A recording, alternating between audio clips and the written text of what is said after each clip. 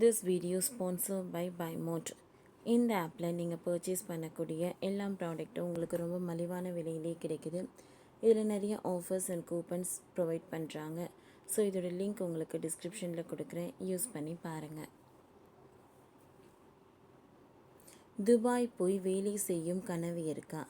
முதல்ல இதை தெரிஞ்சுக்கோங்க. துபாயில் வருமான வரி செலுத்த வேண்டிய தேவை இல்லை என்பதால் இந்தியாவை விடுத்து பல பெரும் பணக்காரர்களுக்கு துபாய்க்கு குடிபெயர எண்ணுவதாக அண்மையில் ஒரு ஆய்வறிக்கை வெளியானது. இந்த நிலையில் இந்தியாவில் வாழ்க்கை செலவினங்கள் குறித்தும் துபாயின் வாழ்க்கை செலவினங்கள் குறித்தும் சார்ட்டர்ட் அக்கவுண்ட் நிதின் கௌசிக் என்பவர் தற்போது தன்னுடைய சமூக வலைத்தள பக்கத்தில் விரிவான பதிவினை வெளியிட்டுள்ளார். இதில் இந்தியாவுடன் ஒப்பிடும்போது துபாயின் வாழ்க்கை செலவினங்கள் அதிகம் என குறிப்பிட்டுள்ளார். உதாரணமாக, துபாயில் ஒரு படுக்கை அறை கொண்ட ஒரு வீட்டின் வாடகை மாதத்திற்கு 1.5 லட்சம் முதல் 3 லட்சம் வரை இருக்கும். இதுவே இந்தியாவில் மெட்ரோ நகரங்களில் 40,000 இருந்து 70,000 ரூபாய்க்கு தான் இருக்கும் என குறிப்பிட்டு இருக்கிறார். மேலும் மல்லிகை பொருட்களுக்கு நீங்கள் இந்தியாவை விட அதிகம் செலவு செய்ய வேண்டி இருக்கும் என்று குறிப்பிடுகிறார்.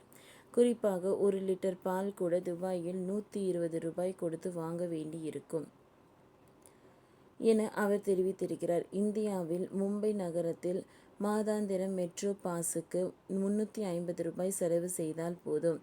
ஆனால் துபாயில் 8,500 ரூபாய் செலவிட வேண்டும் என அவர் குறிப்பிட்டிருக்கிறார். இந்தியாவில் திடீரென வேலை இழந்துவிட்டால் வேறு நிறுவனங்களில் வேலை தேடி விட முடியும். ஆனால் துபாயில் நீங்கள் வேலை செய்து கொண்டிருக்கிறீர்கள், திடீரென உங்களை பணி நீக்கம் செய்துவிட்டால் என்றால் உங்களுடைய விசா காலாவதி ஆகிவிடும் என கூறியுள்ளார். அதாவது வேலை இல்லாமல் நீங்கள் 30 60 நாட்கள் வரை மட்டுமே அங்கே தங்க முடியும். அதற்குள் நீங்கள் புதிய வேலையை தேடிக்கொள்ள வேண்டும், இல்லையெனில் நாட்டை விட்டு வெளியேற வேண்டும் என தெரிவித்திருக்கிறார். துபாயில் பல்வேறு நிறுவனங்கள் குறித்து நேரத்திற்கு ஊதியம் வழங்காது என குறிப்பிட்டிருக்கும் அவர், கட்டுமானம், சில்லறை வணிகம் உள்ளிட்ட பிரிவுகளில் வேலை செய்ய வெளிநாட்டவர்கள் நீண்ட நேரம் வேலை செய்ய வேண்டி இருக்கும். ஓவர் டைம் வேலைக்கு கூடுதல் சம்பளம் வழங்கப்படுவது கிடையாது, பணி பாதுகாப்பு கிடையாது என தெரிவித்துள்ளார்.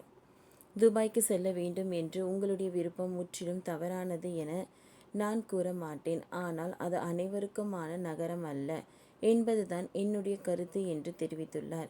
உங்களிடம் இது வலுவான திறமைகள் இருக்கின்றன, போதிய அளவுக்கு சேமிப்பு இருக்கிறது, சரியான நபர்களை தேடி சென்று உங்களால் நல்ல வேலை பெற முடியும் என்னும்போது நீங்கள் நிச்சயமாக துபாய்க்கு செல்ல முயற்சி செய்யலாம் என்று கூறியுள்ளார்.